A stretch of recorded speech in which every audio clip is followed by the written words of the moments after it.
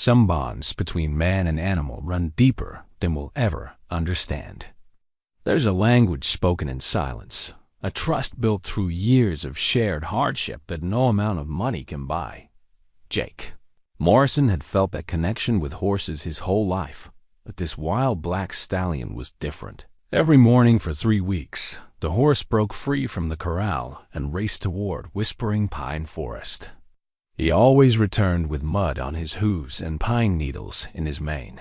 Jake tried everything to keep the stallion penned, but nothing worked. The horse seemed driven by something beyond hunger. It was like he was keeping an appointment. Every dawn, the same ritual. Every return, the same mysterious clues from deep in the woods. What could possibly draw a wild horse to the same spot every morning? Before we jump back in, tell us where you're tuning in from.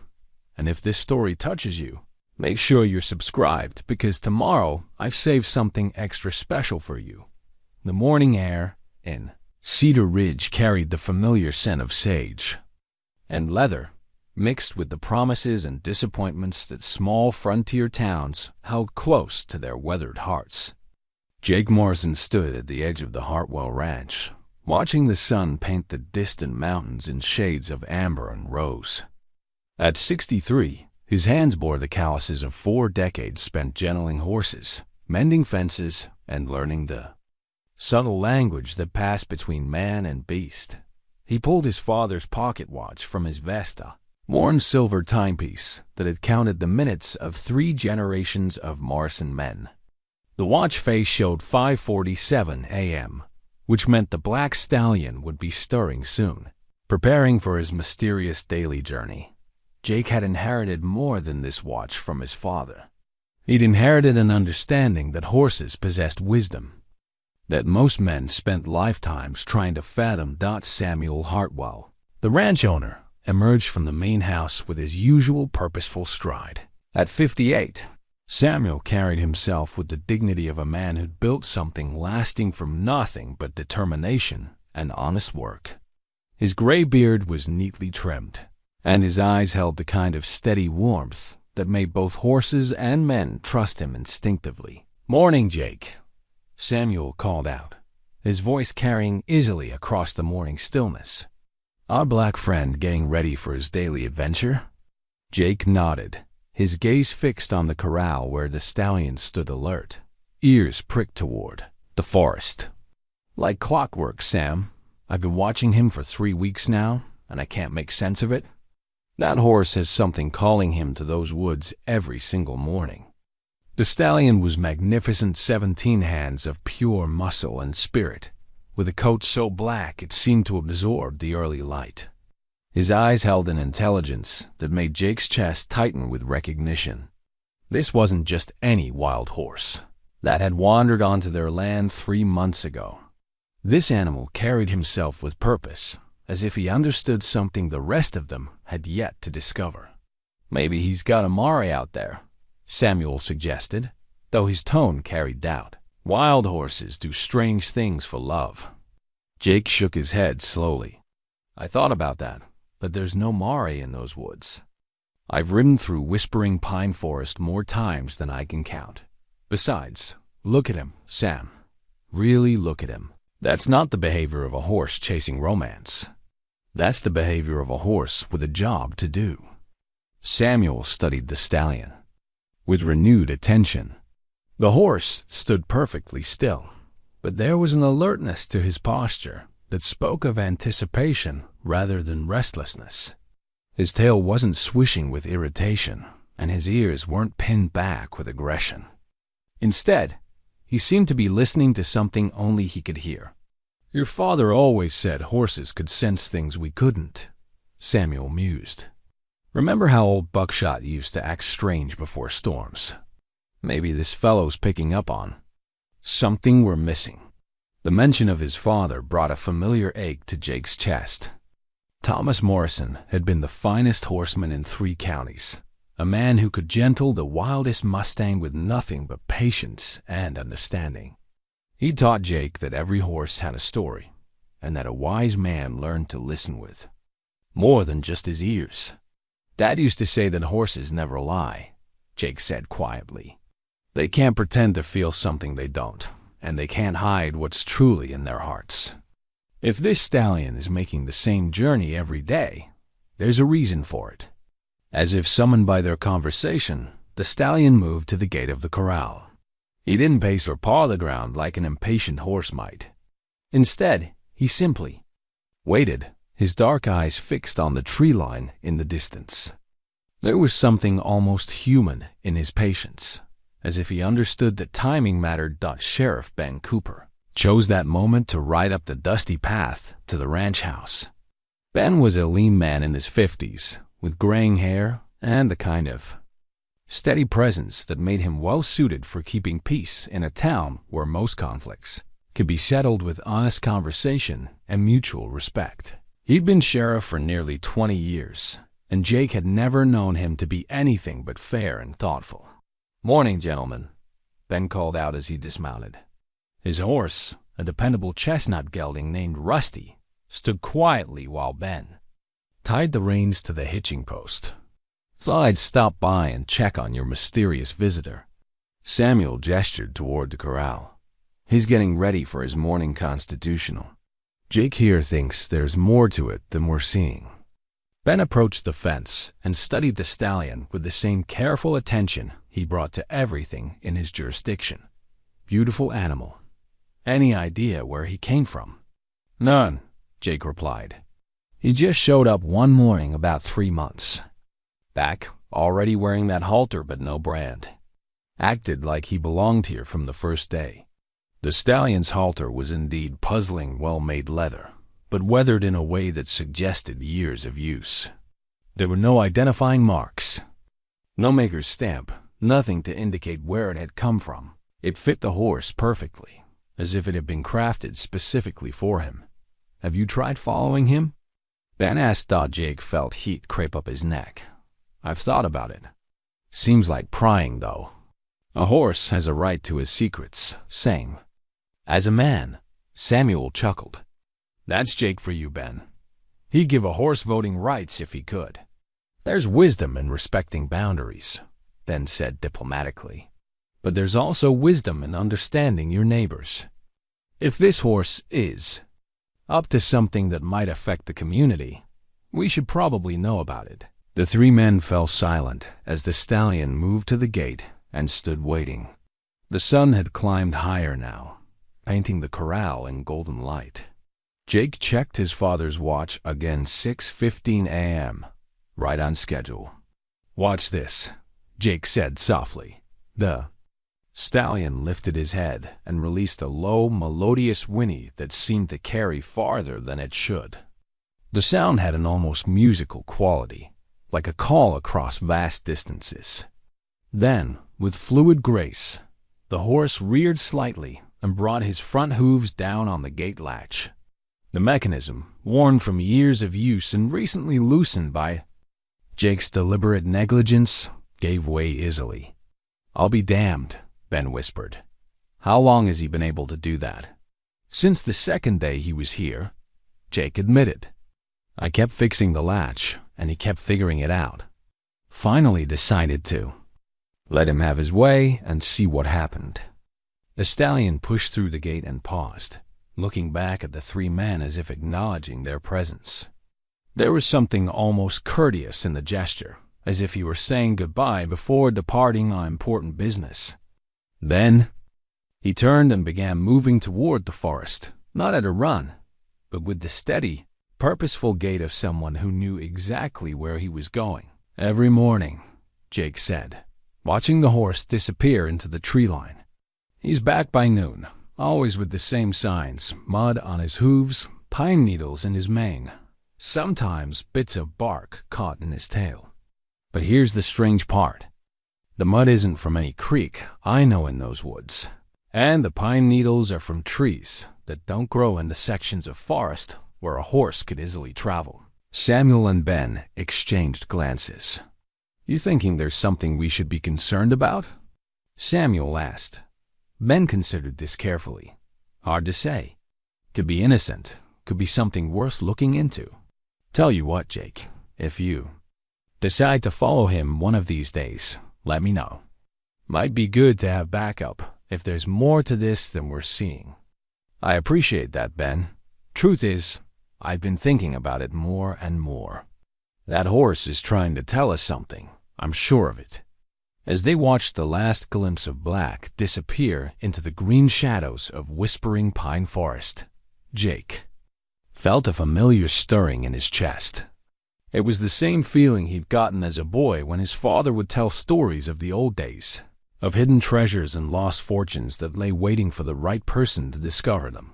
He'd thought those feelings had died with childhood, but this stallion had awakened something that had been sleeping for decades.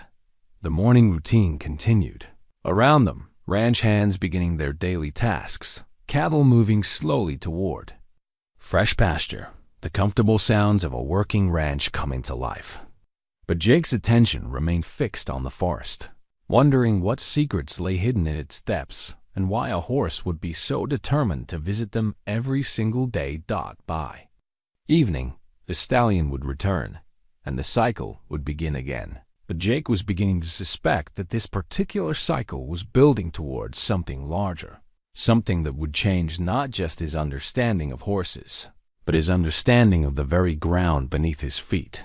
The decision came to Jake on a Tuesday morning, when the autumn air held the first real bite of winter. He'd spent 3 sleepless nights thinking about the stallion's mysterious journeys, and something deep in his bones told him that today was the day to follow. He rose before dawn, dressed quietly, and made his way to the barn where his own horse, a steady buckskin mare named Patience, waited in her stall. Patience had been his companion for nearly 8 years, and she understood him in the way that only comes from countless hours of shared work and mutual trust. She stood calmly while he saddled her, her ears flicking forward with interest, as if she sensed the unusual nature of their early morning ride. Jake positioned himself and Patience in the shadow of the old oak tree that stood 50 yards from the corral, close enough to follow but far enough to avoid detection. The stallion emerged from the barn at precisely 6:15, just as he had every morning for weeks. But today, as Jake watched through the pre-dawn gloom, something felt different. The horse moved with even greater purpose, if such a thing were possible, and there was an alertness to his bearing that suggested anticipation. The stallion opened the gate with his practiced efficiency and set off toward whispering pine forest. Jake waited until the horse had a good head start, then urged Patience forward, keeping to the shadows and maintaining a respectful distance. The buckskin mare seemed to understand the need for stealth, placing her hooves carefully and avoiding the loose stones that might give away their presence. The trail into whispering pine forest was one Jake knew well or thought he did. It wound through stands of towering pines and Douglas firs, past granite outcroppings that had washed over this land for countless centuries. But as he followed the stallion deeper into the woods, Jake realized they were taking paths he'd never noticed before. The horse moved with the confidence of long familiarity, choosing routes that seemed to appear out of nowhere and disappear just as mysteriously behind them. After nearly an hour of careful tracking, the stallion stopped at what appeared to be an impenetrable wall of vegetation. Jake dismounted and led Patience to a concealed spot behind a fallen log, then crept forward on foot. What he discovered took his breath away. Hidden behind a curtain of trailing vines and low-hanging branches was an entrance to a clearing that shouldn't have existed. The opening was barely wide enough for a horse, cleverly concealed by nature and perhaps enhanced by human hands. Jake watched in amazement as the stallion pushed through the vegetation as if he'd done it 1,000 times before. Jake waited several minutes before following, his heart pounding with a mixture of excitement and trepidation. As he pushed through the green curtain, he found himself in a circular clearing perhaps 30 feet across, completely hidden from the outside world. Ancient pines formed a natural cathedral around the space, their branches so thick overhead that only scattered beams of sunlight reached the forest floor. but it was what he found in the clearing that made Jake's breath catch in his throat. The ground showed clear signs of regular disturbance, not recent but repeated over time. There were circular patterns in the earth where something heavy had been placed and moved again and again. The grass grew differently here, in patches that suggested the soil beneath had been turned many times over the years. And scattered around the clearing were objects that had no business being in a remote forest. A rusted iron ring, partially buried but clearly manufactured.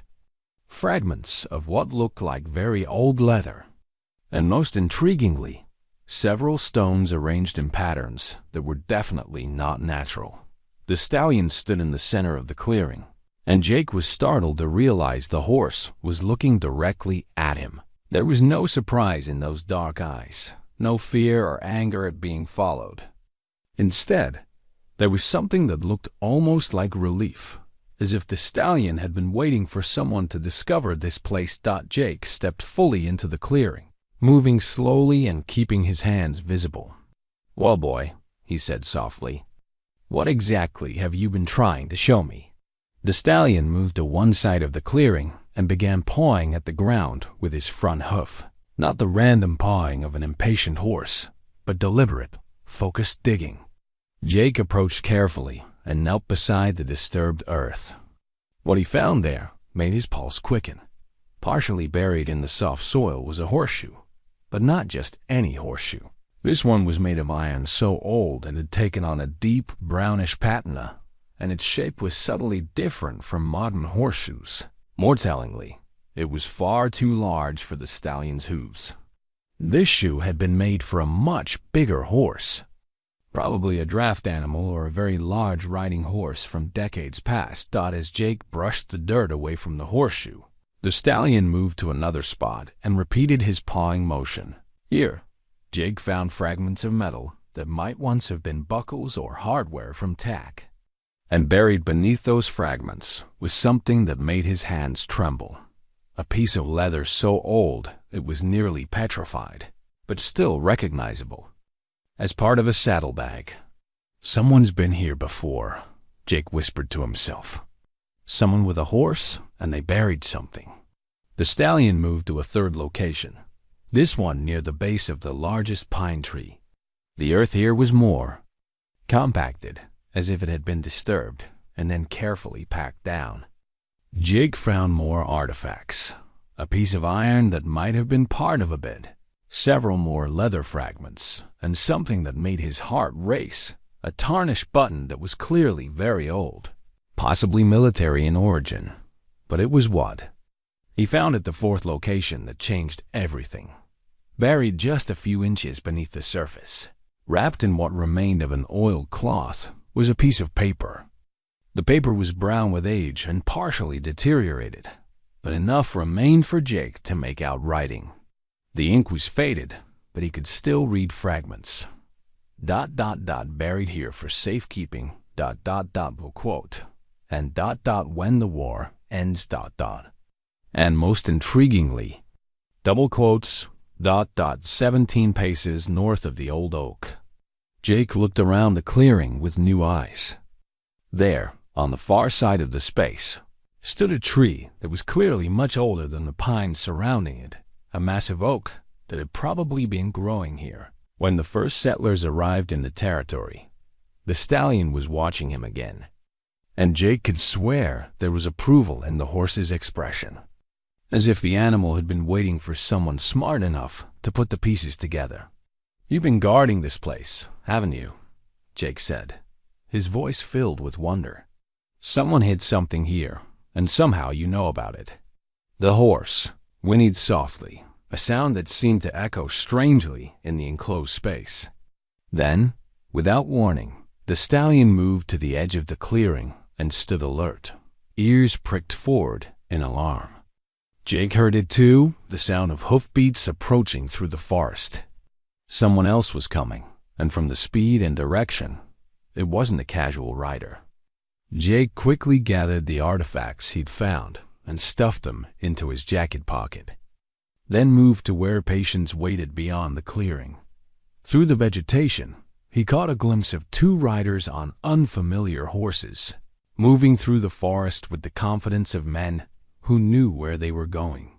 They weren't local. Jake knew every horse and rider in Cedar Ridge, and these men were strangers. One of them carried what looked like surveying equipment, and both wore the kind of serious expressions that suggested business rather than pleasure. Jake mounted Patience as quietly as he could and began making his way back toward the ranch, his mind racing with questions. The stallion had vanished, probably taking one of his secret paths deeper into the forest. But the horse had accomplished something important today. He'd shown Jake that Whispering Pine Forest held secrets that someone was willing to go to great lengths to uncover. As he rode back through the familiar trails, Jake fingered the artifacts in his pocket and thought about the mysterious horseshoe print he'd found. Someone had been using this clearing long before the stallion arrived, and now it seemed that someone else was looking for whatever had been hidden there. The question was, who else knew about the secrets buried in Whispering Pine Forest? And what were they willing to do to claim them? Jake rode back to the ranch with his mind churning like a storm-tossed creek. The artifacts in his pocket seemed to burn against his chest, each piece of rusted metal and aged leather carrying the weight of secrets that stretched back decades. By the time he reached the main house, he'd made a decision that went against every instinct for privacy he'd ever possessed. He needed to talk to Sheriff Cooper Dodd. He found Ben at Murphy's General Store, sharing coffee and morning conversation with the handful of early risers who gathered there each day to discuss weather, livestock prices, and the gentle gossip that kept small towns connected. Jake approached the group with careful steps, nodding to the familiar faces, but keeping his expression neutral. "Ben, could I have a word with you outside?" The sheriff's eyes sharpened at Jake's tone. "Of course. Let me settle up with Murphy." They walked to the covered porch where they could speak privately. Jake pulled the artifacts from his pocket and laid them out on the wooden railing between them. The morning sunlight caught the tarnished surfaces, making them look even older and more mysterious. "Found these in the forest this morning," Jake said simply. "The stallion led me to them." Ben picked up the ancient horseshoe, turning it over in his weathered hands. "This is old, Jake. Really old. Where exactly did you find it?" "Hidden clearing, maybe an hour's ride into Whispering Pine. Place I've never seen before, though I've ridden those woods for 30 years. Jake paused, then added, "The horse knew exactly where he was going, like he'd been there before. And these?" Ben examined the leather fragments and the mysterious button, all buried in different spots around the clearing. "But Ben, there's something else. I wasn't alone out there. 2 riders came through while I was in the clearing, strangers, carrying surveying equipment." This got Ben's full attention. "Describe them." "Didn't get a good look, but they knew where they were going. Moving with purpose, not like tourists or casual riders." Ben was quiet for a long moment, studying the artifacts. Finally, he picked up the piece of paper and squinted at the faded writing. "Jake, this mention of when the war ends, that could be Civil War era. And this button," he held it up to the light. "I'm no expert, but this looks military." "That's what I was thinking. Ben, what if someone hid something valuable out there during the war? What if that's what those strangers are looking for?" Before Ben could answer, they were interrupted by the arrival of a stranger, a well-dressed man in his 40s riding a fine bay horse. He dismounted with the fluid grace of someone accustomed to expensive animals and approached the porch with a confident smile. "Gentlemen, good morning." Ezra Blackwood's the name. His voice carried the educated tones of a man who'd spent time in cities, but his handshake was firm and his eyes were sharp. "I'm representing some investors who are interested in the mineral rights in this area. Wondering if either of you might be able to point me toward the land office." Jake felt a chill run down his spine. The timing of this stranger's arrival, so soon after his discovery in the forest, seemed more than coincidental. Ben's expression remained neutral, but Jake could see the lawman's mind working. Land office is in the courthouse, right next to the jail, Ben said evenly. But most of the land around here is privately owned.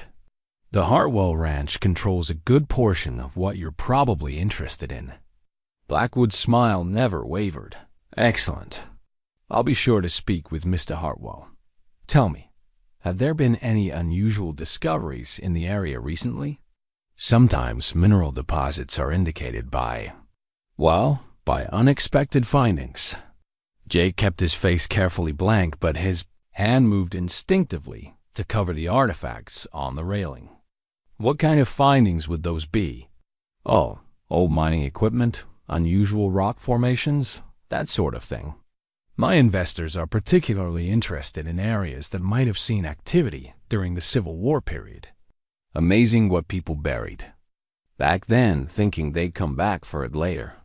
The casual way Blackwood mentioned the Civil War made Jake's pulse quicken. This was no coincidence. Somehow, this man knew about the secrets hidden in Whispering Pine Forest. Can't say I've noticed anything unusual, Ben said diplomatically. But then, I'm not much of a geologist. You might want to talk to some of the old-timers who've been ranching here longer. I'll do that. Thank you for your time, gentlemen. Blackwood tipped his hat and prepared to mount his horse, then paused. Oh, one more thing. I don't suppose either of you has noticed any unusual animal behavior lately. Sometimes livestock can sense mineral deposits or underground disturbances that humans miss. Jake's blood went cold. The man was fishing, but his questions were far too specific to be random. Animals seem normal to me. Why do you ask? Just something an old prospector told me once. Horses especially, he said. They can sense things we can't. Blackwood swung into his saddle with practiced ease. Well, I'll be around for a few days. Perhaps we'll have a chance to talk again. They watched him ride toward the courthouse, his posture confident and purposeful. Was full. When he was out of earshot, Ben turned to Jake with a grim expression. That's no mineral prospector, Jake. That man's looking for something specific, and I'd bet money it's connected to what you found this morning. Jake gathered the artifacts and put them back in his pocket. What do you think we should do? First, we need to research these items properly. There's a small library in town. Sarah Whitman runs it, and she's got a good collection of local history. If anyone can help us understand what we're dealing with, it's her. And second, we need to be very careful who we trust. If these artifacts are connected to something valuable, word will spread fast. Small towns are terrible at keeping secrets, especially when money's involved. As they walked toward the library, Jake couldn't shake the feeling that events were moving faster than he could control. The Stallion had led him to something significant, but in doing so, he'd also stepped into a game whose rules he didn't understand. The appearance of Ezra Blackwood was proof that others were already playing, and they seemed to know far more about the stakes than he did. The Cedar Ridge Library occupied a small building that had once been a private home, its rooms lined with shelves that held the accumulated knowledge and stories of the territory. Sarah Whitman greeted them with the warm smile of someone who genuinely loved sharing information. Sheriff Cooper, Jake Morrison, what brings you to my humble collection this morning? Ben glanced around to ensure they were alone, then nodded. To Jake, we've got some historical items we'd like you to look at, Sarah. See if you can help us understand what we're dealing with. Sarah's eyes lit up with scholarly interest. I do love a good mystery. Let's see what you found. As Jake laid out the artifacts on the library table, he noticed a fragment of paper tucked behind one of the leather pieces, something he'd missed in his earlier examination. Sarah picked it up carefully, holding it to the light with the reverence of someone who understood the value of preserved history. Well, she said softly, this is definitely Confederate currency. A fragment, but unmistakable. See this pattern here? This is from notes issued in Richmond during the later years of the war. Jake and Ben exchanged glances.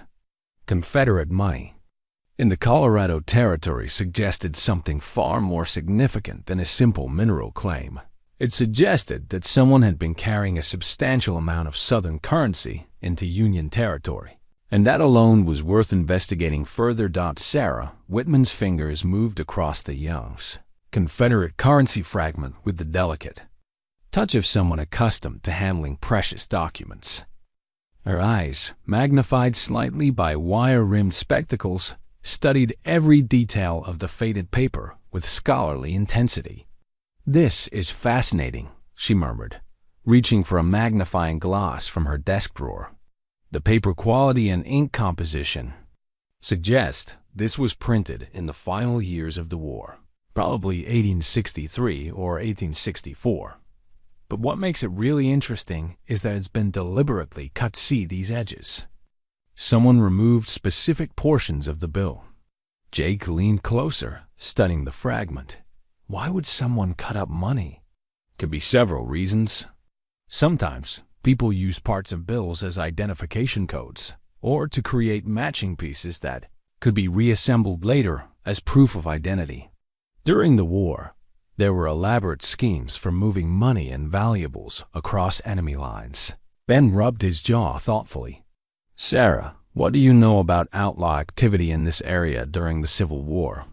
Sarah's expression grew more serious. "Quite a bit, actually. The Colorado Territory was officially Union, but there was significant Confederate sympathy, especially among certain ranchers and miners. We had our share of irregular forces. Some might call them outlaws. Others might call them guerrilla fighters." She moved to a filing cabinet and withdrew a thick folder. "I've been collecting stories and documents about local Civil War history for years. There are some fascinating tales, though separating fact from legend isn't always easy." Sarah spread several papers across the table: newspaper clippings, handwritten accounts, and copies of official documents. One name that keeps appearing in the records is Black Jack Sullivan. He was supposedly a Confederate sympathizer who operated in this region during the final years of the war. Jake felt his pulse quicken. What kind of operations? According to these accounts, Sullivan and his men were involved in intercepting Union supply trains and payroll shipments. But here's what makes his story unusual. Most sources suggest he wasn't motivated purely by Confederate loyalty. There are hints that he was planning something larger, something that required significant funding. Sarah pulled out a hand-drawn map, its edges yellowed with age. This was donated to the library by the granddaughter of a local rancher. She claimed it had been hidden in her family's Bible for decades. Look at these markings. The map showed the general area around Cedar Ridge, but with details that were far more specific than any modern map Jake had seen. Certain areas were marked with symbols, crosses, circles, and what looked like abbreviated notes. Most intriguingly, there was a detailed section showing Whispering Pine Forest with several locations marked by distinctive symbols. The family claimed this map was connected to Black Jack Sullivan's final operation. Sarah continued. According to their oral history, Sullivan and his men made one last major strike against a Union convoy in late 1863, then disappeared completely. Some say they were killed by pursuing cavalry. Others believe they escaped to Mexico. Ben studied the map carefully. But you don't think that's what happened. I think they hid whatever they stole and planned to come back for it after the war. Look at this notation here. It's faded, but I can't make out 17 paces north of the oak. Does that mean anything to either of you? Jake's hand moved instinctively to his pocket where the artifacts rested.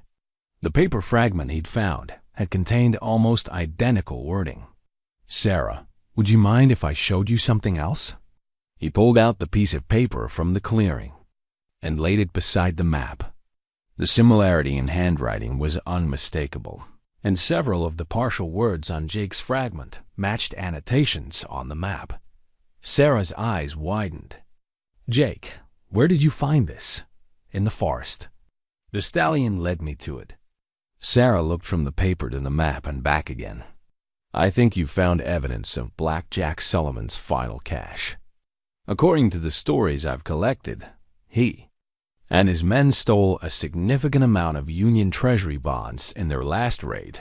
Not just gold or cash, but negotiable securities worth a fortune even today. Ben whistled softly. That would explain why Ezra Blackwood is sniffing around. If word has gotten out about Civil War treasure in the area. There's more, Sarah said, pulling out another document. I found this in the Territorial Archives. Last year, it's a Union Army report dated March 1864, describing the theft of a military payroll wagon carrying not just gold, but also a shipment of government bonds being transferred to California banks. She read from the document. The stolen items included approximately $50,000 in gold coin, $75,000 in currency, and treasury bonds with a face value of $200,000. The perpetrators were led by an individual known as Black Jack Sullivan, whose real identity remains unknown. Pursuit was hampered by severe weather and the thieves' apparent familiarity with local terrain. Jake did quick mental calculation. Sarah, what would those bonds be worth today? Conservative estimate? If they were legitimate treasury bonds, and somehow still valid, we'd be talking about millions of dollars. Even as historical artifacts, they'd be worth a substantial sum to collectors. The three sat in silence for a moment, absorbing the implications. Finally, Ben spoke. This explains a lot, but it also raises some serious questions. If Sullivan's treasure is still out there, and if other people know about it, we could be looking at real trouble. What kind of trouble? Jake asked. The kind that brings armed men looking for easy money. The kind that turns neighbors against each other when word spreads. The kind that gets people killed. Sarah gathered the documents carefully. There's something else you should know. I've been researching the Blackwood name since you mentioned it. Ezra Blackwood isn't just a mineral prospector. He's connected to a company that specializes in recovering historical assets. They work with private collectors and sometimes with government agencies. Government agencies? The Treasury Department has a division that tracks down stolen government property, even if the theft occurred over a century ago. If Blackwood is working for them, he has resources and authority that could make things very complicated. Jake felt the weight of responsibility settling on his shoulders. The stallion had trusted him with this secret, but now that secret was threatening to spiral beyond his control. What do you think we should do? Ben stood up, his expression grim. First, we need to secure that clearing and make sure no one else disturbs it until we understand exactly what we're dealing with. Second, we need to find out everything we can about Ezra Blackwood and who he's really working for. And third, Sarah added, we need to decide whether this treasure belongs to the government, to Sullivan's descendants, or to the people of Cedar Ridge. Because once word gets out, and it will get out, that decision might be taken out of our hands. As they prepared to leave the library, Jake noticed the stallion standing in the street outside, as if he'd been waiting for them. The horse's presence was no longer a simple curiosity. It was becoming clear that the animal was somehow central to whatever was unfolding. The question was whether the stallion was leading them toward treasure or toward trouble. Perhaps, Jake thought as he watched the magnificent animal, there wasn't much difference between the two. The brass compass felt warm in Jake's calloused palm, its weight far more substantial than its size suggested. He'd found it the next morning, buried beneath a flat stone in the clearing where the stallion had led him again, this time with an urgency that bordered on desperation. The horse had pawed at the ground relentlessly until Jake understood what he was trying to reveal. The compass was magnificent in its craftsmanship, with intricate engravings around its brass rim and initials carved into the back, J.S. But what made it truly extraordinary was its behavior. While the needle pointed to magnetic north as expected, There was a second, smaller needle that had been added to the mechanism, one that pointed steadily toward the southeast. Deeper into whispering pine forest. Jake sat in Sarah's library with the compass spread before them on a clean white cloth, while Sarah photographed it from every angle with her old camera. Ben paced behind them, his sheriff's instincts clearly troubled by the rapid escalation of their mystery. "This is no ordinary compass," Sarah murmured, adjusting her magnifying glass to study the engravings more closely. "Look at these markings around the edge. They're not standard navigation symbols. They look more like mathematical notations, or maybe surveying marks." Jake traced one of the symbols with his finger. "The initials have to be Jack Sullivan, don't they?" "Jace, it can't be coincidence." "I don't believe in coincidences anymore," Ben said grimly. "Not since Ezra Blackwood showed up asking about unusual animal behavior. Speaking of which, have you seen him around town today?" "No, but 3 of his men have been asking questions at Murphy's store, the hotel, and the saloon. They're being careful about it, but word travels fast in a place like Cedar Ridge. They're specifically asking about old maps, family records, and anyone who might know stories about the Civil War period." Sarah lowered her camera and looked at them seriously. "Gentlemen, I've been thinking about this all night, and I believe we're dealing with something much larger than a simple treasure hunt. If this compass belongs to Black Jack Sullivan, and if it's been modified to point toward his hidden cache, then we're not just looking at historical artifacts. We're looking at a sophisticated operation that was planned with military precision." She pulled out several books from her research collection. "I've been reading everything I can find about Civil War guerrilla operations, and Sullivan's group was different from most outlaw bands. They were organized, disciplined, and they seemed to have access to resources that typical raiders didn't possess." Jake studied the compass again, noting how the modified needle held steady despite the movements of the original. "Someone put a lot of work into this. You don't modify a compass like this unless you're planning to use it multiple times." "Exactly, which suggests that Sullivan and his men made repeated trips to their cache site, probably adding to their hidden stores over time. This wasn't a one-time burial, it was an ongoing operation." Ben stopped pacing and leaned over the table. "Sarah, in all your research, have you found any indication of what happened to Sullivan himself? Did he die, escape, get captured? That's one of the mysteries that has bothered me most. The Union Army records stopped mentioning him after March 1864, but there's no record of his death or capture. He simply vanished from official documentation. But the local stories are contradictory. Some say he was killed in a shootout with cavalry. Others claim he escaped to Mexico or even California. But there's one account that I find particularly intriguing." Sarah opened one of her notebooks to a page covered with careful handwriting. "This comes from the diary of Martha Henderson, whose family ranch was about 20 miles east of here. She wrote in 1867 about an encounter with a man who claimed to be looking for land to purchase for horse breeding. She described him as having the bearing of a former soldier and an unusual interest in the western forests. You think it was Sullivan? It's possible. What makes it interesting is that Martha Henderson specifically mentioned that this man rode a magnificent black stallion of unusual intelligence, and that he seemed to know the local terrain better than someone who was supposedly new to the area." Jake felt a chill run down his spine. A black stallion. The description matches our friend almost perfectly. According to Martha's diary, the man stayed in the area for several weeks, always riding alone, always heading toward what she called the deep woods where decent folks don't venture. Ben sat down heavily in one of the library chairs. "Are you suggesting that our stallion is descended from Sullivan's horse? That would make him ... at least 4th or 5th generation, assuming horses were bred consistently." "But Jake, think about it. What if the knowledge of the cache location wasn't just carried by Sullivan himself? What if it was somehow passed down through the horses? The idea seemed fantastical, but Jake had spent enough time with horses to know they possessed forms of intelligence that science hadn't fully explained.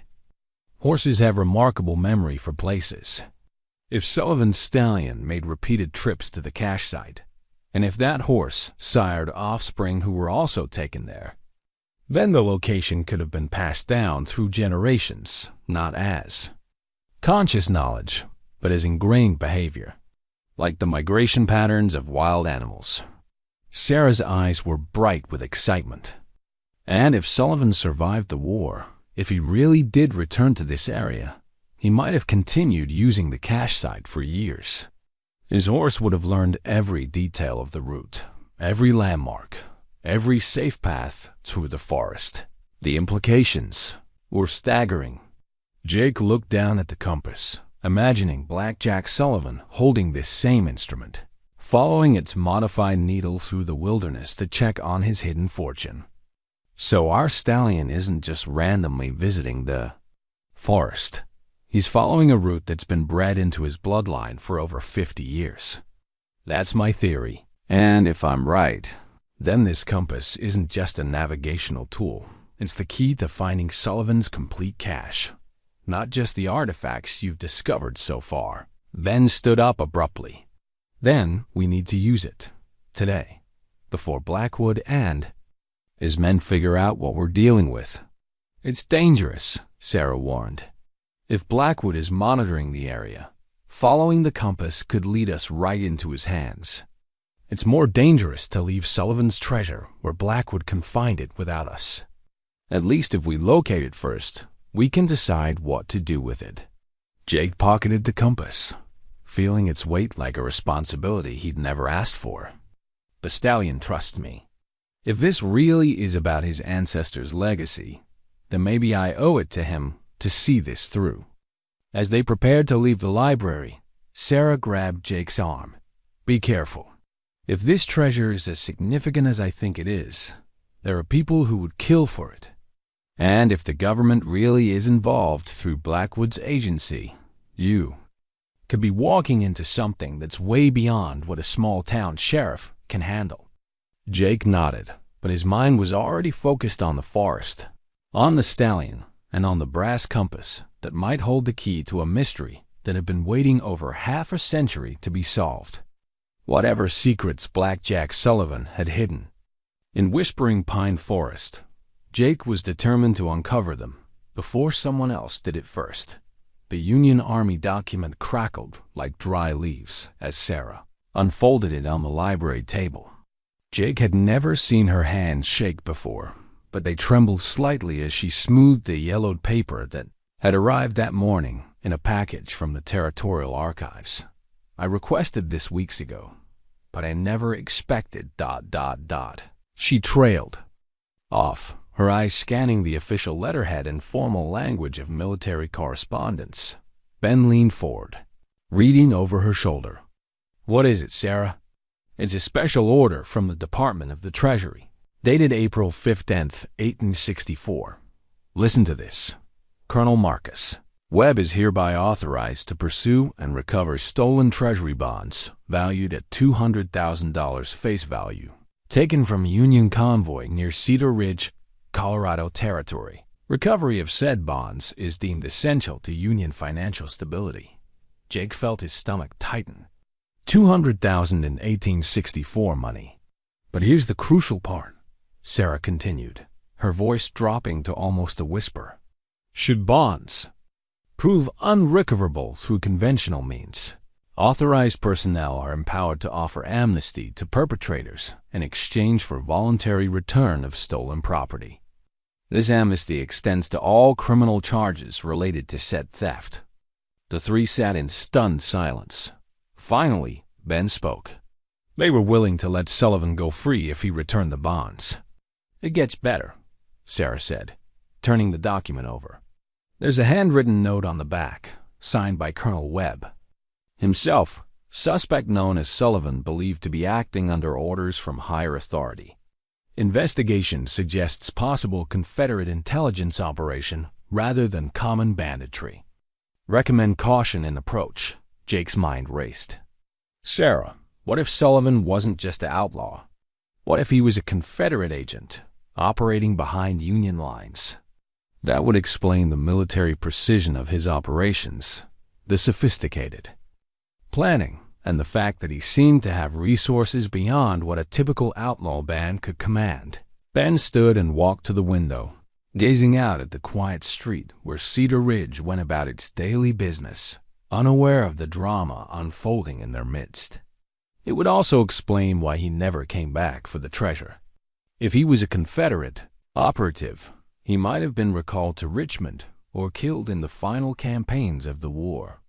Sarah gathered the documents carefully. There's something else. I've been corresponding with historians in other territories, trying to piece together Sullivan's complete story. According to records from New Mexico and Arizona, there were similar raids in those areas during the same time period, all attributed to a man matching Sullivan's description, all involving theft of government securities rather than simple gold or cash. You're saying Sullivan was running a territory-wide operation? I'm saying he was part of something much larger than we realized. The Confederate government was desperate for hard currency in the final years of the war. They had agents throughout the West, trying to secure funding for continued resistance. Jake pulled out Sullivan's compass and set it on the table beside the Union Army document. Which means this treasure isn't just local history, it's part of American history. Those bonds, if they still exist, represent one of the last Confederate operations of the Civil War. The compass needle continued to point steadily toward the southeast, as if it were calling to them. Jake had begun to feel an almost personal connection to the instrument, as if it contained not just directions, but the spirit of the man who had once relied on it. Jake, Sarah said suddenly, I need to ask you something. When you followed the Stallion yesterday, did you notice anything unusual about the cave system you mentioned? What kind of unusual?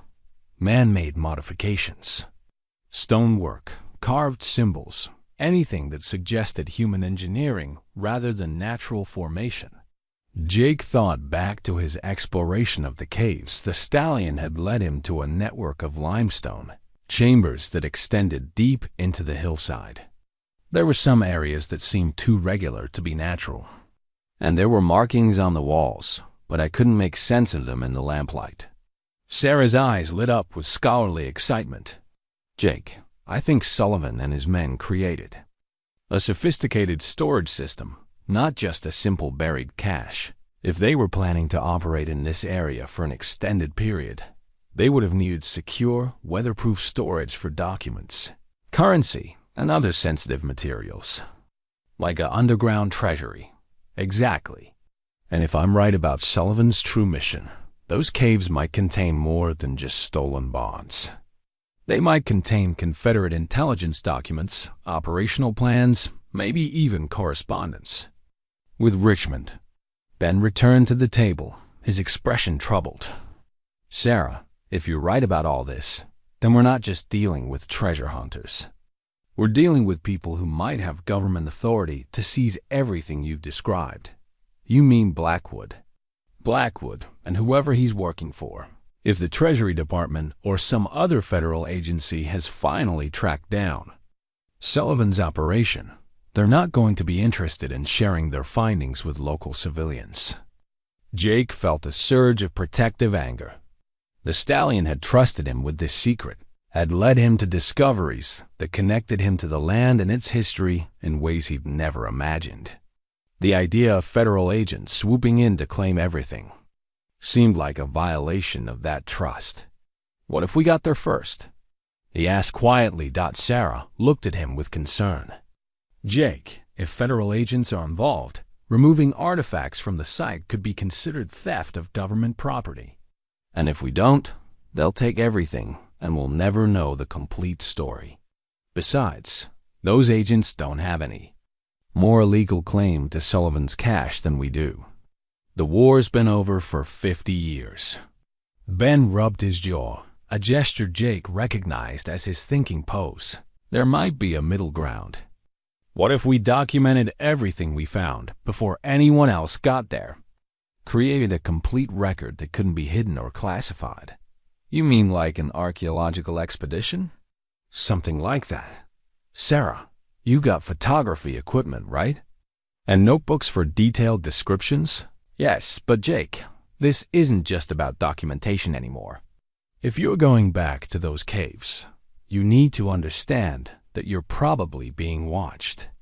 Blackwood's men aren't just asking casual questions. They're conducting surveillance. Jake thought about the Stallion, who continued his daily journeys despite the growing attention in the area. The horse showed no fear, no hesitation, as if he understood that some responsibilities transcended personal safety. The Stallion's not afraid, Jake said finally. Maybe it's time I stopped being afraid too. Sarah reached across the table and placed her hand over his. Promise me you'll be careful. And promise me that if you find something significant, you'll come back and tell us before you do anything else. Jake nodded, but as he looked down at Sullivan's compass, he felt the weight of decisions that would affect not just his own life, but the future of everything the Stallion had been protecting. The modified needle pointed steadily towards secrets that had waited over 50 years to be revealed. And Jake was beginning to understand that some secrets demanded to be told, regardless of the consequences. Sarah's fingers trembled as she opened the heart-shaped locket, its tarnished silver surface catching the morning light that streamed through the library windows. Jake had found it in the deepest chamber of the cave system, carefully wrapped in oiled cloth and hidden behind a loose stone that the Stallion had somehow indicated with persistent pawing. Inside the locket were 2 photographs, their sepia tones faded but still clear enough to make out faces. One showed a man in his 30s with dark hair and intelligent eyes, wearing what appeared to be civilian clothes, but with the bearing of someone accustomed to command. The other photograph showed a young woman with gentle features and an expression of quiet strength, but it was the inscription on the inside of the locket that made Sarah's breath catch. To my beloved Elena, from your devoted husband, Jackson Sullivan. May our love endure beyond war's end. 1863. Jackson Sullivan, Jake whispered. Not Black Jack Jackson. Sarah set the locket down carefully, as if it were made of glass. Jake, there's something I need to tell you. Something I should have told you from the beginning. Ben and Jake both turned to her, sensing the gravity in her voice. My full name is Sarah Elena Whitman, but Whitman is my married name. My maiden name was Sullivan. The silence in the library stretched like a taut wire. Jake stared at Sarah, pieces of a puzzle suddenly rearranging themselves in his mind. You're his descendant, his great-great-granddaughter. Elena Sullivan, the woman in this locket, was my great-grandmother. Ben leaned back in his chair, his lawman's mind processing the implications. Sarah, how long have you known? I've known about the family connection my whole life, but I never knew about the treasure until Jake started bringing me these artifacts. My family always told stories about Jackson Sullivan, but they painted him as a reformed man who tried to make amends for his wartime actions. Sarah opened a desk drawer and pulled out a small wooden box. Inside were more family documents, letters, photographs, and a leather-bound journal. This journal belonged to Elena Sullivan. She wrote in it regularly from 1863 until her death in 1902. According to her entries, Jackson didn't disappear after the war. He came back to her. Jake felt his understanding of the entire story shifting. He survived. Not only survived, but spent the rest of his life trying to return what he'd stolen. Elena writes about his guilt, his determination to make things right. Look at this entry from September 1865. Sarah opened the journal to a marked page and read aloud. My dear Jackson grows more troubled each day by the weight of his wartime actions. He speaks often of the golden papers hidden in the forest, saying they were never meant for personal gain but for the Confederate cause. Now that the cause is lost, he believes the treasure should be returned to the Union government, but fears he will be executed as a traitor if he reveals himself. So, he never retrieved it, Ben said. According to Elena's journal, he made several attempts to find a way to return the stolen property anonymously, but the political situation was too dangerous. There were still bounties on Confederate operatives, and Jackson had been specifically named in wanted posters. Sarah turned to another entry. Jackson has decided to leave the treasure where it lies, sealed away until a time when it can be returned without cost to his life or his family's safety. He has taken his horse, the faithful Midnight, to the forest one final time to ensure the hiding places are secure and to say goodbye to that chapter of his life. Jake's pulse quickened. Midnight. The Stallion's ancestor was named Midnight. There's more, Sarah continued, her voice growing stronger as she shared the family secret she'd carried alone for so long. Jackson has trained Midnight to remember the path to the hidden cache, saying that horses have longer memories than men and that someday, when the time is right, Midnight's descendants might lead an honest person to recover what was taken. That's why the Stallion keeps going back, Jake breathed. He's not just visiting the sites, he's maintaining them, keeping the secret alive until someone worthy came along. Sarah nodded, tears beginning to form in her eyes. According to Elena's final entries, Jackson lived quietly as a rancher until his death in 1889. He never stopped believing that someday the stolen treasure would be returned to its rightful owners. And he never stopped training his horses to remember the forest paths. Ben stood up and walked to the window again, his mind clearly working through the legal and practical implications. Sarah, this changes everything. If you're Sullivan's direct descendant, and if you can prove that he intended for the treasure to be returned rather than kept, then you might have a legitimate claim to make decisions about its disposition. But there's something else, Sarah said, her voice dropping to barely above a whisper. Something that makes our situation much more complicated. She pulled out the final document from her family collection, an official-looking paper with government seals and formal language. This is a pardon, signed by President Andrew Johnson in 1867. It specifically names Jackson Sullivan, also known as Black Jack Sullivan, and grants him full amnesty for actions taken during the late rebellion and service to the Confederate States. Apparently, Jackson wasn't the only Confederate operative who was quietly pardoned after the war. Jake stared at the document. So Sullivan was officially forgiven by the federal government. Which means, Ben said slowly, that any treasure he hidden might legally belong to his heirs rather than to the government. Sarah's hands were shaking now as she gathered the documents. That's not the most important part. The most important part is that Ezra Blackwood knows about all of this. I saw him leaving the courthouse yesterday with copies of land records, and those records include the original homestead claim filed by Jackson Sullivan in 1868. How is that possible? Jake asked. Because Jackson Sullivan didn't disappear after the war. He became a legitimate rancher, filing claims and paying taxes under his real name. Which means there's a paper trail connecting him to this area, and that trail leads directly to the land where the treasure is hidden. Ben's expression had grown grim. Sarah, if Blackwood has access to those records, then he knows exactly who you are and what your family connection means. Worse than that, Sarah said, her voice steady, despite her obvious fear. I think he's been watching me for weeks, waiting to see if I would lead him to the treasure. My family's oral history has always included stories about Jackson's forest sanctuary, but we never knew exactly where it was located. Jake felt a chill of understanding, until I started bringing you artifacts from the exact location. Until you confirmed that the stories were true and that the treasure still exists. They sat in silence for a moment, absorbing the full implications of Sarah's revelation. Finally, Jake spoke. "Sarah, the Stallion didn't just choose me randomly. He chose me because he somehow knew I would bring the artifacts to you.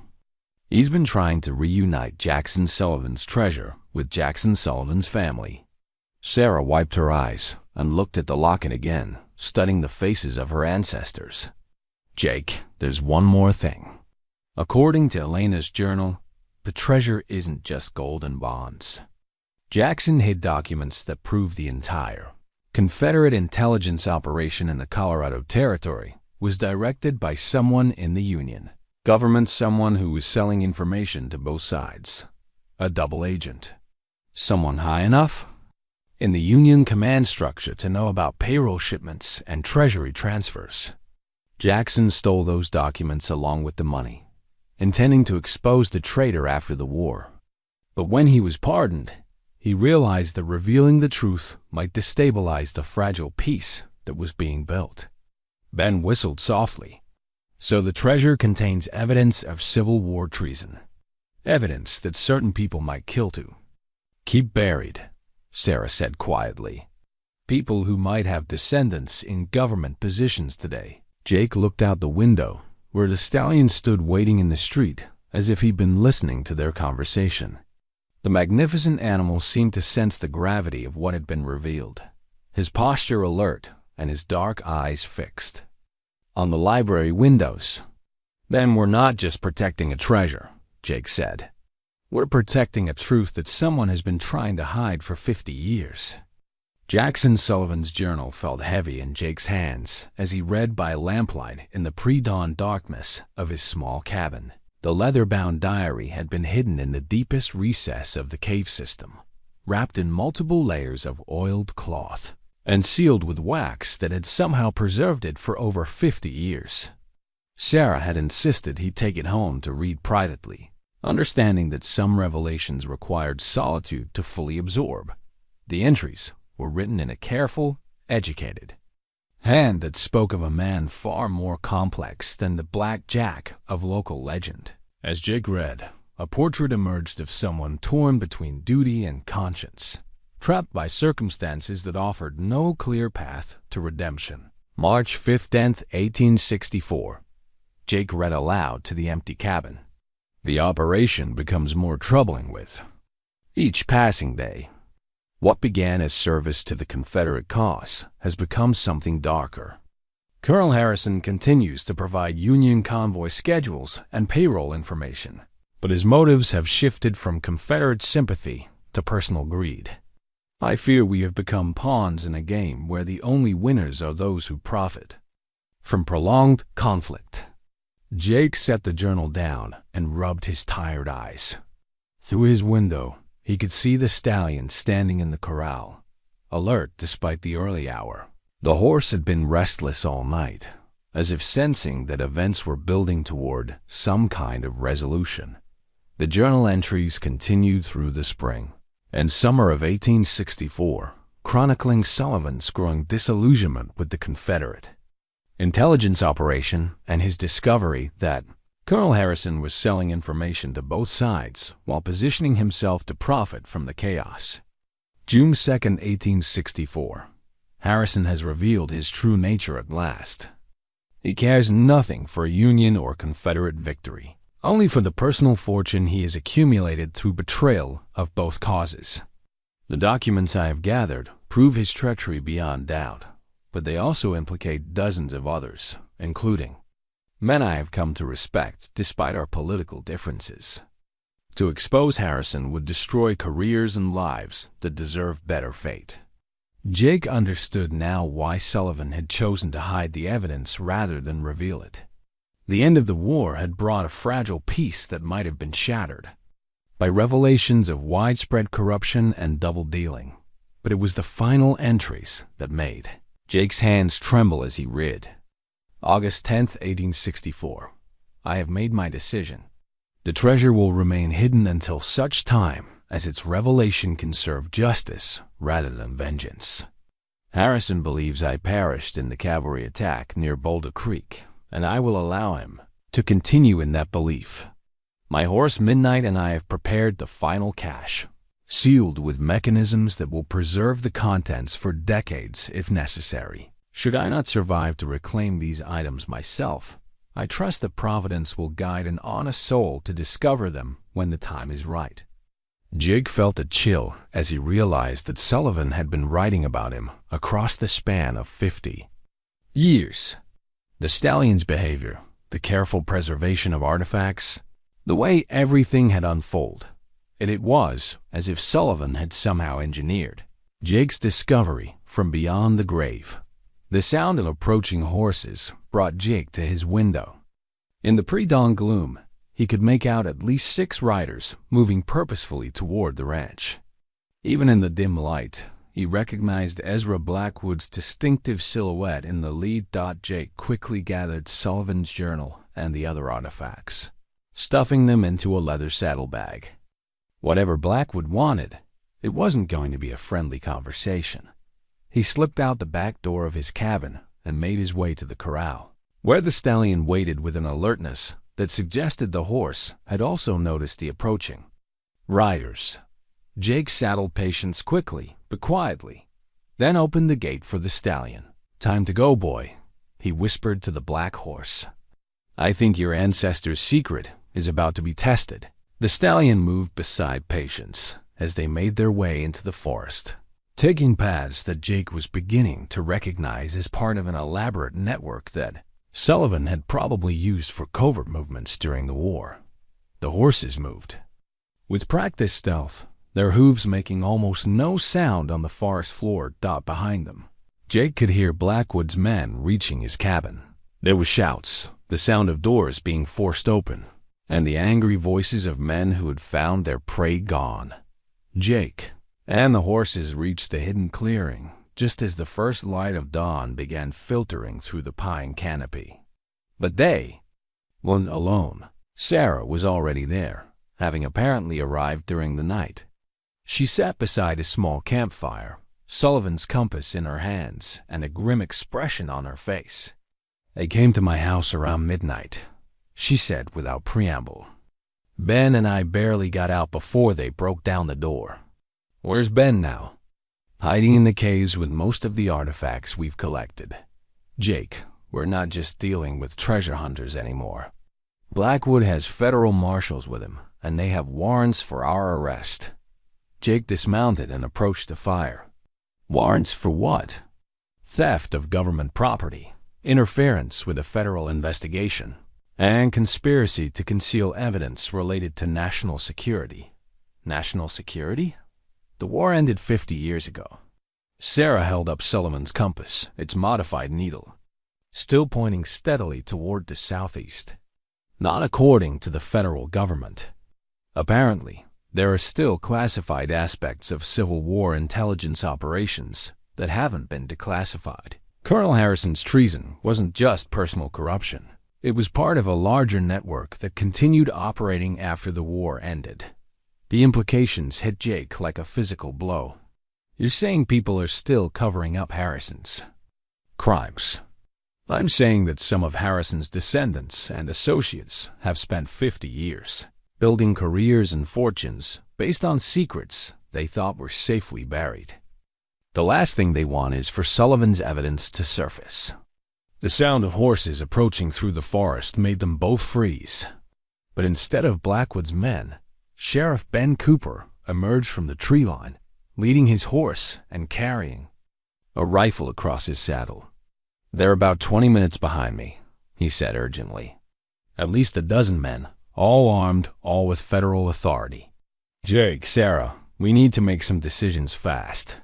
Jake looked at the stallion, who stood calmly beside the fire as if this were just another routine morning visit. The horse's presence gave him strength and clarity. "Ben, what are our legal options? Honestly, not many. If they really have federal warrants, I can't protect you from arrest. But I can try to ensure that whatever evidence we found gets proper attention instead of being buried in some government warehouse." Sarah stood up, her expression resolute. "There is another option." According to Jackson Sullivan's journal, he created a mechanism for revealing the complete cache if the need ever arose. The compass isn't just a navigation tool. It's also a key. A key to what? To a chamber that contains everything. The stolen bonds, the Confederate intelligence documents, and most importantly, complete proof of Colonel Harrison's treason and the network of corruption that surrounded him. Jake studied the compass, noting details he'd missed before. The engravings around its rim weren't just decorative. They were a combination that could be aligned in specific ways. How do we use it? According to the journal, the compass mechanism aligns with stone markers in the main cave chamber. When properly positioned, it unlocks a sealed vault that Sullivan created as his final insurance policy. The sound of approaching horses was getting louder. Ben checked his rifle and looked grimly determined. Whatever we're going to do, we need to do it now. Once Blackwood gets here with federal marshals, our options disappear. Jake mounted patience and looked down at Sarah. Can you lead us to this vault? I think so. But Jake, if we open Sullivan's final chamber, we can't control what happens next. Once that evidence is revealed, it's going to destroy people, ruin careers, maybe even topple some powerful families. Jake looked at the Stallion, who had begun moving toward the entrance to the cave system with the same purposeful stride he'd shown every morning for weeks. Then maybe it's time for the truth to come out, Jake said. Jackson Sullivan spent his life carrying the weight of secrets that weren't his to bear. I don't think any of us should have to carry that weight any longer. As they made their way toward the caves, Jake could hear Blackwood's men entering the clearing behind them. The final confrontation was about to begin, and the outcome would determine whether Sullivan's 50-year-old secret would finally see the light of day or remain buried forever. The iron chest sat in a chamber that shouldn't have existed, carved from living rock with a precision that spoke of professional engineering. Jake's lantern cast dancing shadows on the walls as he and Sarah approached the reinforced container that had waited in darkness for over 50 years. The Stallion had led them here through passages that seemed to shift and change, as if the cave system itself were alive and protecting its secrets. Now the magnificent horse stood guard at the chamber entrance, his dark eyes fixed on the tunnel that led back to the surface. Jake, look at this, Sarah whispered, her voice filled with awe. The chest was massive, easily 4 feet long and 2 feet wide, constructed of iron plates that had been sealed with some kind of tar or pitch that had hardened over the decades. But it was the mechanism that held it closed that made Jake's breath catch. A complex arrangement of gears and tumblers was built into the lid, and at its center was a circular depression that perfectly matched the size and shape of Sullivan's compass. He really did think of everything, Jake murmured, pulling the compass from his pocket dot. As he approached the chest, Sarah grabbed his arm. Wait, before we open this, we need to understand what we're unleashing. According to Jackson's journal, this chest contains enough evidence to implicate dozens of people in treason, corruption, and conspiracy.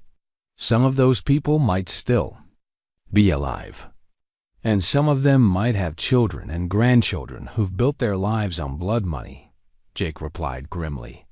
Sarah, your ancestor spent his life trying to find a way to reveal the truth without causing more harm. Maybe it's time to accept that some truths are worth the cost. The sound of voices echoing from the tunnel system made them both freeze. Blackwood's men had found the cave entrance, and they were moving through the passages with the systematic efficiency of people who knew exactly what they were looking for. They're not just treasure hunters, Sarah said, fear creeping into her voice. They know this cave system. They've been here before. Jake placed the compass into the depression on the chest's lid.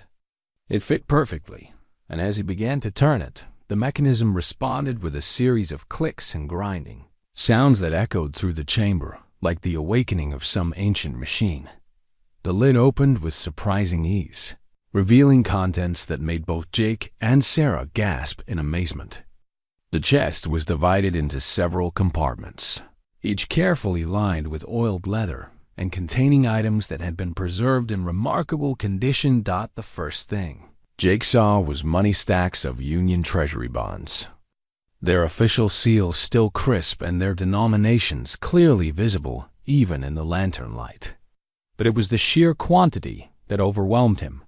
There had to be hundreds of bonds, each worth significant amounts even by 1864 standards. "My God," Sarah whispered. "There's enough here to fund a small army." Beside the bonds were bags of gold coins, their surfaces gleaming as if they'd been minted yesterday. And wrapped in separate oilcloth packages were documents, dozens of them, each carefully preserved and labeled in Sullivan's precise handwriting.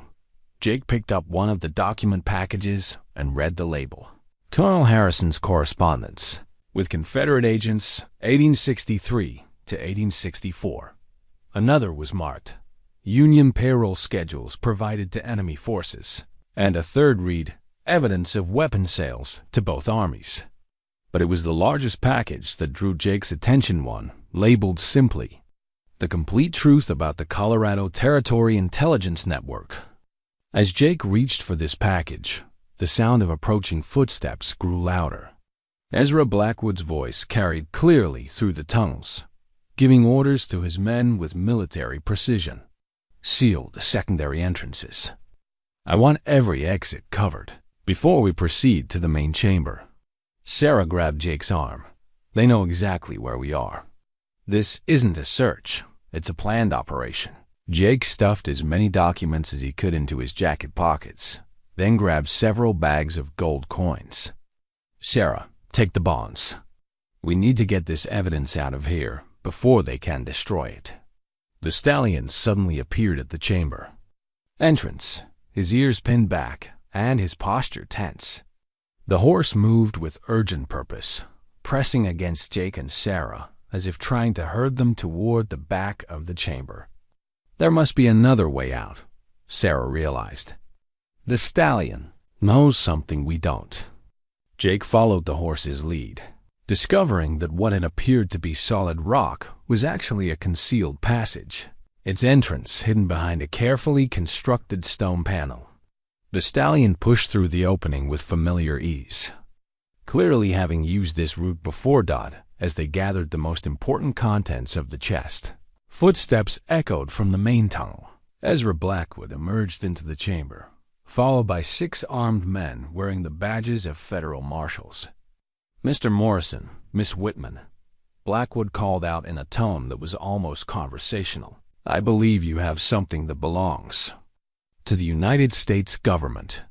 Jake turned to face Blackwood, the open chest between them like a barrier.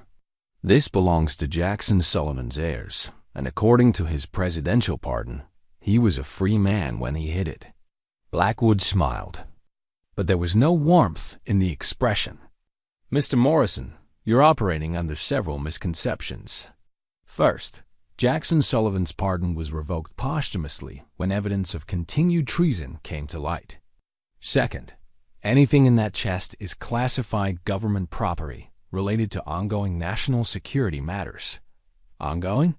The Civil War ended 50 years ago. Some conflicts never truly end, Mr. Morrison. They just change form. Blackwood gestured to his men, who began spreading out to surround the chamber. "Now, I'm going to ask you to step away from that chest and surrender any materials you've removed from it." Sarah stepped forward, her chin raised defiantly. "Mr. Blackwood, as Jackson Sullivan's direct descendant, I have legal standing to contest any government claim to his property. Miss Whitman, or should I say, Miss Sullivan, your family connection is precisely why you cannot be allowed to retain these materials. Some secrets are too dangerous for private citizens to possess." The implied threat in Blackwood's words was unmistakable. Jake felt a surge of protective anger as he realized that these men weren't just here to seize the treasure. They were here to ensure that anyone who knew about it would never be able to reveal its secrets. "The truth about Colonel Harrison's treason, you mean?" Jake said quietly. The evidence that proves your bosses have been covering up Civil War corruption for 5 decades. Blackwood's mask of civility slipped for just a moment, revealing something cold and dangerous underneath. Mr. Morrison, you're meddling in affairs that are far beyond your understanding. I strongly suggest you cooperate. Behind them, the stallion whinnied urgently from the concealed passage. Jake realized that the horse was offering them one final chance at escape, but it would mean leaving most of Sullivan's treasure behind. As Jake weighed his options, he thought about Jackson Sullivan's words in the journal. I trust that Providence will guide an honest soul to discover them when the time is right. Perhaps this moment, this choice between safety and truth, was exactly what Sullivan had been preparing for. Sullivan's redemption letter crackled as Jake unfolded it in the lamplight, its words carrying across 50 years with startling clarity. The formal document was addressed to the Union Army's Department of Military Justice, written in the same careful hand that had filled the journal pages. Gentlemen, Jake read aloud, his voice echoing in the chamber as Blackwood's men closed in around them. I write this confession in the hope that truth may yet serve justice, even if justice has been delayed by the necessities of war and peace. Blackwood raised his hand, signaling his men to halt. Mr. Morrison, whatever theatrics you're planning won't change the fact that you're in possession of stolen government property. Jake continued reading, his voice growing stronger. I, Jackson Sullivan, do hereby confess to the theft of Union Treasury bonds and currency from military convoys during the years 1863 and 1864. However, I also confess that these actions were undertaken not solely in service to the Confederate cause, but as part of an investigation into the criminal activities of Colonel William Harrison, who was selling Union military intelligence to Confederate agents while simultaneously providing Confederate troop movements to Union forces. Sarah stepped closer to Jake, her presence giving him courage. The stallion remained at the hidden passage entrance, but Jake could see the horse's attention was fixed on something beyond their current confrontation. Colonel Harrison's treachery, Jake continued, extended far beyond simple battlefield intelligence. Evidence in my possession proves that he orchestrated the theft of government funds from both armies, using his position to enrich himself while prolonging the conflict for personal gain. One of Blackwood's marshals shifted nervously. Sir, maybe we should silence, Blackwood snapped, but Jake could see uncertainty creeping into the man's eyes.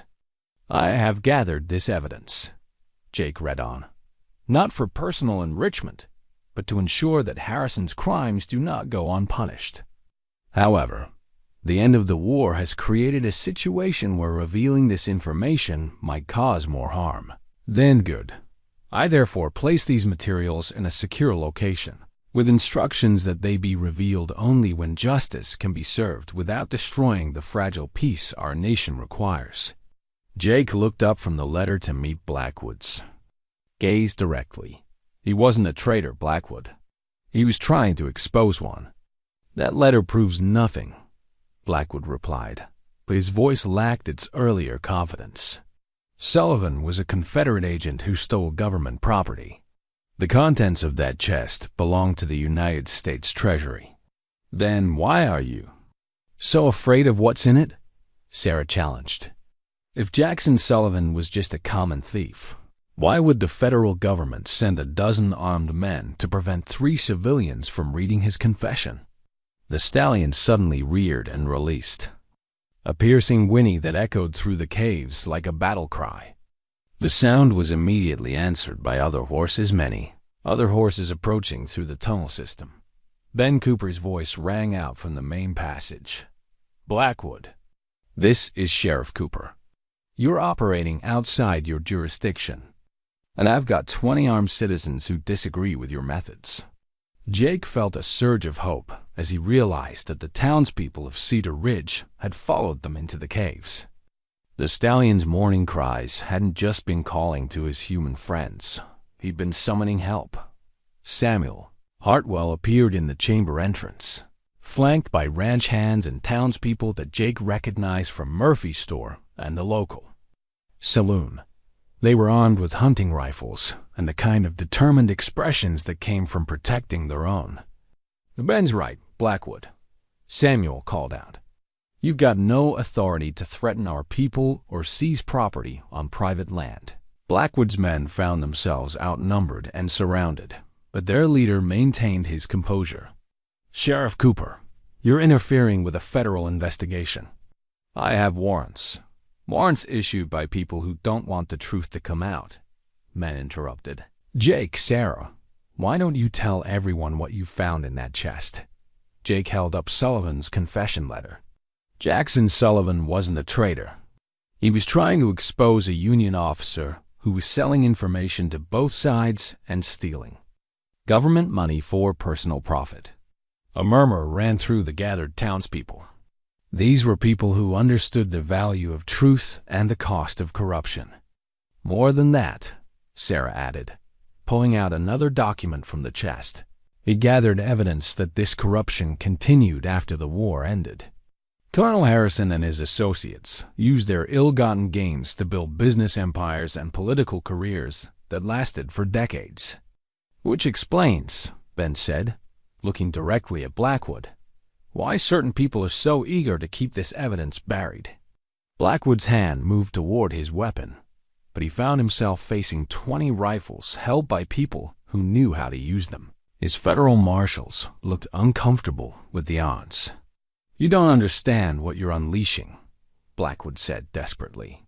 "This information could destabilize the careers of criminals and their descendants." Jake finished. Mr. Blackwood, Jackson Sullivan, carried the weight of this secret for 25 years after the war ended. He died knowing that justice had been delayed, but believing that someday the truth would come out. The Stallion moved from the passage entrance to stand beside Jake, his presence somehow lending weight to the moment. The horse had protected Sullivan's secret through 5 decades and multiple generations, and now that protection was passing to the living. "The question is," Sarah said, addressing the entire assembly, "what do we do with this truth now that we have it?" Ben stepped forward, his sheriff's badge catching the lamplight. "We do what Jackson Sullivan would have wanted. We make sure the evidence is properly preserved and presented to legitimate authorities who can act on it without fear or favor. And we make sure," Samuel added grimly, "that anyone who tries to bury this truth again will have to answer to the people of Cedar Ridge." Blackwood looked around the chamber, clearly calculating his options. His federal authority meant nothing when faced with an armed and determined community that had already decided where their loyalties lay. "This isn't over," he said finally, gesturing for his men to lower their weapons. "There are forces at work here that you can't begin to understand."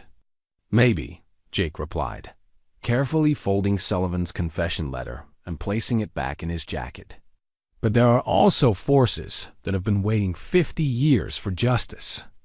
I'd say it's time to see which ones are stronger."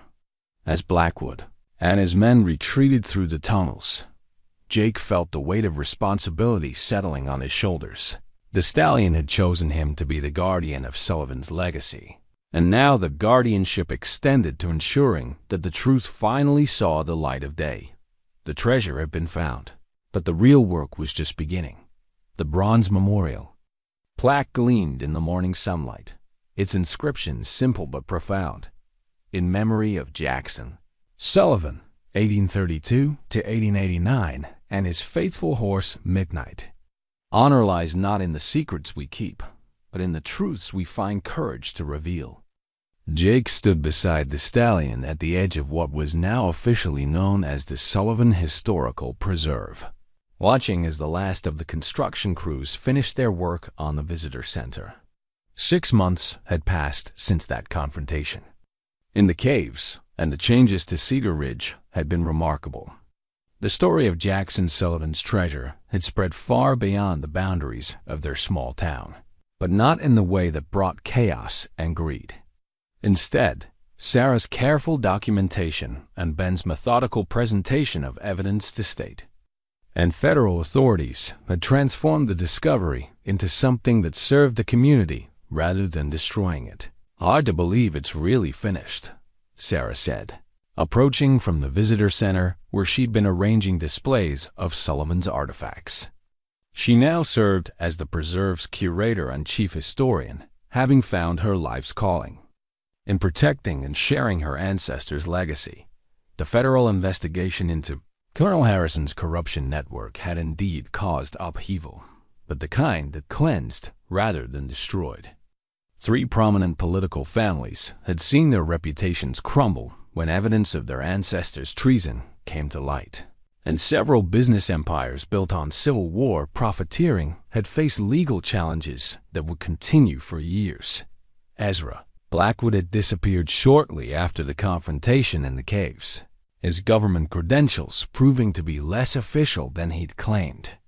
It turned out that he'd been working for private interests, descendants of Harrison's network, who had been willing to pay handsomely to keep their family secrets buried.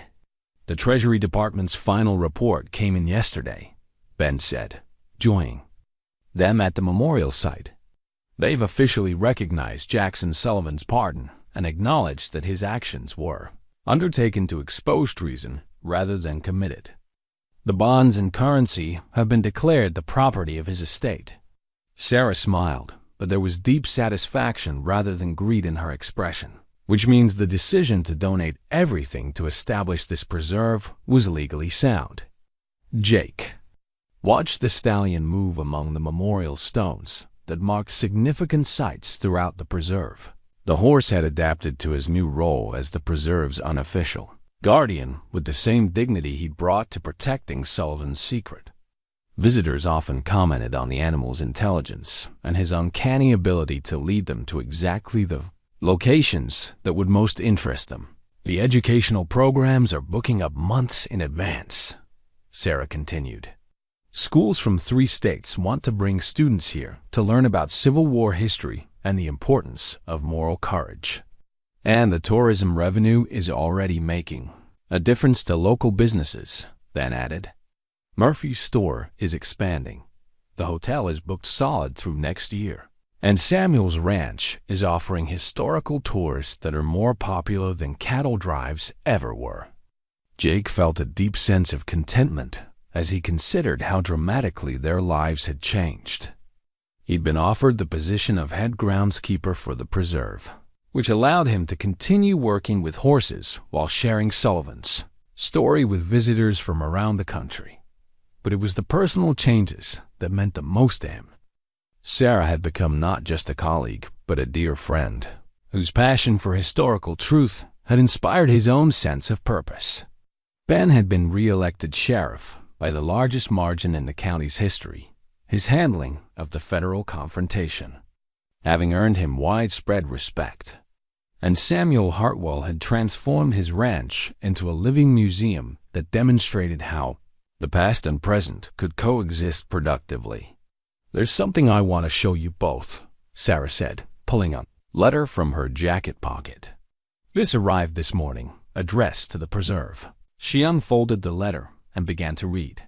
"Dear Miss Sullivan, my name is Margaret Harrison, and I am the great-granddaughter of Colonel William Harrison.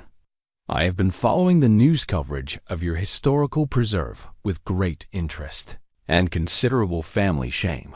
After consulting with my relatives, we have decided to donate Colonel Harrison's personal papers and effects to your collection, along with a substantial financial contribution to support your educational programs. It is time for our family to acknowledge the truth about our ancestors' actions and to support efforts to ensure that such corruption never happens again." Jake felt tears prick his eyes. "Even Harrison's family wants to be part of telling the truth. It gets better," Sarah continued. "Margaret Harrison is a retired federal judge, and she's volunteering to serve on our board of directors. She says she wants to help ensure that the preserve maintains the highest standards of historical accuracy and moral education." The stallion approached them, his dark eyes reflecting the contentment that seemed to permeate the entire preserve. Jake reached out to stroke the horse's neck, marveling at how the animal had orchestrated events that none of them could have imagined 6 months earlier.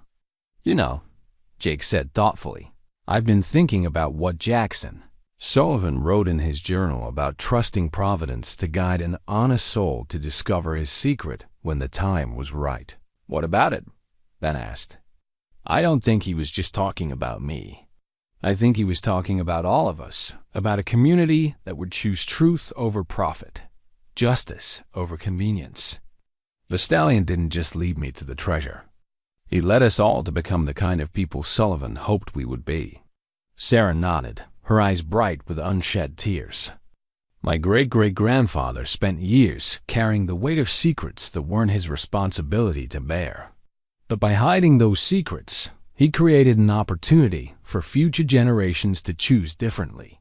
And now," Ben said, "instead of being buried with shame, those secrets have become the foundation for something positive. Education, community growth, historical preservation." Jackson Sullivan's legacy isn't just about the crimes he exposed, but about the good that came from exposing them. As the sun climbed higher, visitors began arriving for the preserve's daily tours.